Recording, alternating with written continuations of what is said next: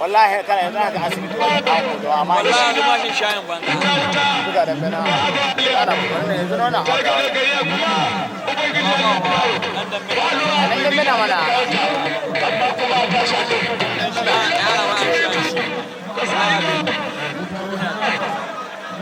ajale na abe